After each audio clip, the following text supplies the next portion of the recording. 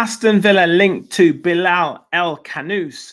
Nottingham Forest in for Jacob Ramsey. And could the swap with Garnacho and Emmy Martinez be on the cards? This is your Transfer Talk Rumour Roundup.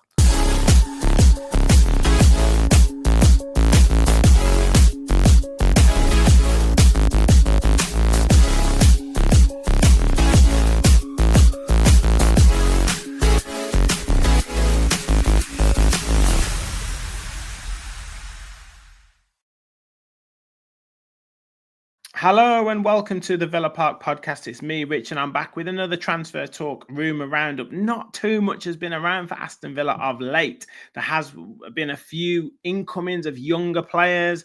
There's been rumours of outgoings. It looks like we have to make these outgoings before we consider or contemplate any incomings, which isn't a great situation to be in. But we're going to go through it in a second. Hit that like button, hit that subscribe button, help us hit that 6K mark before the season starts. You can help us do it. So like, subscribe, and get your comments in. We've had loads of comments over the last couple of shows in terms of our fans forums and our Transfer Talk Rumour special. So please do keep those comments flowing in. So let's talk about Jacob Ramsey, because this one hasn't gone away all summer, and Aston Villa have sort of indicated that they don't want to sell him, they want to keep him, and then there've been talks about them being open to a sale, and obviously PSR plays a massive part in it in terms of, you know, what we can offset and what is classed as pure profit.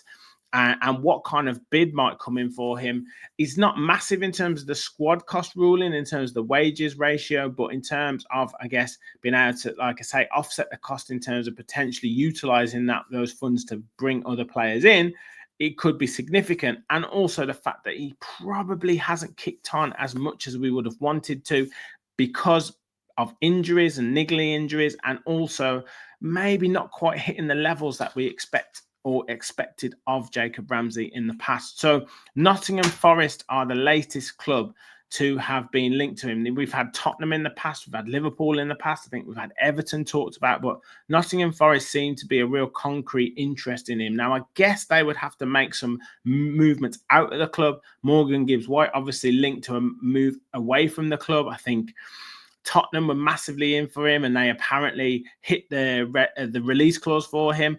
And then I believe Manchester City have now come in for him. So maybe it's, if he moves on, Jacob Ramsey becomes the next cab on the rank to bring in. They've also lost Anthony Elanga. Ramsey, completely different player to him. But it's been talked about £50 million could be an offer that they're willing to part with, or willing to put in front of Aston Villa. Now, what would you consider to be reasonable for Jacob Ramsey? When we did the fans forum last week, people were saying 40 million they would even consider. So 50 million, is that absolutely, you cannot turn that money down? You guys let me know your thoughts in the comments. I believe that Ramsey, there is a player, real player in there, because not many players can, I guess, do what he does in terms of getting territory, carrying the ball. As I say, he's almost faster with the ball than he is without the ball. And not many players have that ability, that dribbling ability, and that ability to get you territory, particularly away from home. If he picks up the ball on the edge of the box and gets running, he can cover the ground extremely quickly. However, we haven't seen that enough from him last season. As I say, whether that be through loss of form or through injury, we just haven't seen it. And then we haven't seen the goal output or the assist output that we've wanted to see. I think it may be 1 or 2 Premier League goals that we got from him last season. We obviously got an FA Cup goal from him. We got a Champions League goal from him, but not enough in terms of goals scored. And that was evident across the whole of the midfield last season. You look at the numbers that Ollie Watkins produced. Yes, he missed a number of chances, but the goals that we had from other positions the season before last was a massive element of why we won so many games and why we were so exciting to watch, and why the pressure wasn't necessarily on Ollie Watkins or on the defence to keep clean sheets. We conceded more goals the season before than we did last season, but it kind of seemed like we were worse last season. But that's a massive part of the goals that didn't come from midfield. And Jacob Ramsey, yes, he didn't score many the season before because of injury. Then we were expecting him to hit the ground running last season, and he didn't do it again. So how many chances can you give someone like Jacob Ramsey to come in? So for me, I would probably reluctantly, because I think he is an Aston Villa boy.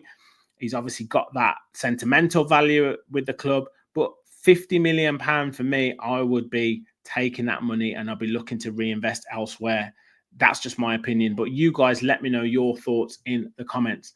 Now, we've seen again the links to Alejandro Garnacho, and apparently he's open to the move to Aston Villa. Now, whether that be a loan deal, whether that be a transfer, remains to be seen.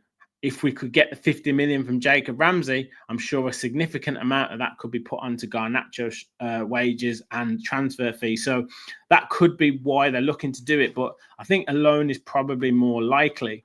Now, it's also been reported today that Manchester United could be looking to make another move or an actual concrete move for Emmy Martinez. Now, could there be a swap deal on the cards between Garnacho and Emmy Martinez between the two clubs? That remains to be seen. For squad cost ratio, Emmy Martinez moving on will be a significant cost saver for Aston Villa. Garnacho's wages, I'm sure, aren't too shabby. So that would be an issue as well. So I don't know how much money we'd be looking to save off that, but we'd certainly potentially solve an issue with the wages. Then you've got to bring in another goalkeeper. Laurent Chevalier apparently linked as well. So that could be on the cards. But you guys, again, let me know your thoughts in the comments. Would you do that swap deal, Garnacho for Martinez? Does it solve one problem but create another? I guess it does. I think a loan deal for Garnacho would be ideal. I think that would be a real good scenario, but other clubs will probably be in for him and they will probably be more likely to go with a full transfer. And I'm sure Manchester United would want that after just confirming the sign of Bryan Mbeumo as well. So I think there's a lot to go in that signing there. Now, the final one we're going to talk about is Bilal El Khanouss, who Aston Villa have been linked with, along with a host of other Premier League clubs. Now, he probably was one of the shining lights to Leicester's disastrous season last season. He's only 21 years of age, attacking midfielder, played for Genk from 2022 to 2024, where he appeared 78 times, scoring 4 goals, and then appeared 32 times for Leicester in last season's relegation season and scored 2 goals. He's been capped by Belgium up to under-18 level, then switched to his home nation of Morocco from under-20s, under-23s, and has 21 full caps, and he's scored 1 goal. So he's got a good pedigree. Whenever I've watched him for Leicester, I thought he was one of the players who had a real ability. A bit rash at times, sometimes made the wrong decisions, shooting from 30 to 35 yards at times, or trying to play that killer pass when he didn't need to. But there's obviously clearly a player in there. So I think that could be something that could be looked at.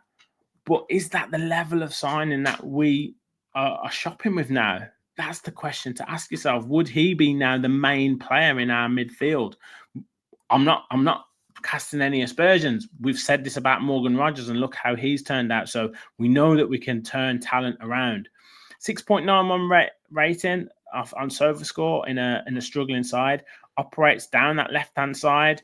Cummins into the middle as well, but can dot around the pitch as well, picking up little areas, getting into little spaces, trying to create, trying to get on the ball. And with a team that maybe keeps the ball a little bit better than Leicester, he'd have more of the ball, he'd have more opportunity. As I said, 2 goals and didn't miss any big chances, didn't really create too many chances. 3 assists, 8 big chances created, not too bad. 80% in terms of accurate passes, 87% in his own half, 69% in the opposition half, which is pretty good. 69% in terms of accurate long passes, 2.9 ball recoveries per game, 1.6 tackles per game. Did work hard, did put himself about as well. 60% in terms of successful dribbles, which isn't a bad stat at all. And 47% in terms of total duels won. So, look, there's a player there. And I think there are multiple clubs that are interested in him. So Aston Villa, one of those names. Sunderland interested in him. And it's around about a 22.5 million deal that they're looking at doing. So is he the level of Sunderland? Would he go and sign for another, I guess, in inverted commas, relegation candidate? Or is he more of a kind of player who could step up? Has he proved himself at Premier League level to sign for a club like an Aston Villa? That's the question that you got to ask yourself. And should we really be, looking at spending 22, 23, 24 million on El Khanouss? Or could you go and push the bar out for someone like a Harvey Elliott for 35, 40 million, something like that? I guess those are the questions we've got to ask ourselves. So let me know your thoughts in the comments. Is Bilal El Khanouss a potential player that Aston Villa could go for? Is he a rough diamond that we could polish and turn into an absolute star? Let me know your thoughts. Garnacho and Emmy Martinez, could they be involved in a swap deal, or will it be Garnacho coming to Villa on a loan deal or even a transfer? And Jacob Ramsey, would you accept the £50 million that Nottingham Forest are reportedly interested in signing him for? Let me know your thoughts in the comments. Make sure you hit that like button, hit that subscribe button on the way out. Help us on the road to 6,000 subscribers. We'll be back with the Fans Forum on Tuesday night. As you guys already know, Tuesday night is Fans Forum night. So get your questions ready for the show and we'll see you there. Thank you all for watching. And as always, remember, we'll follow the Villa.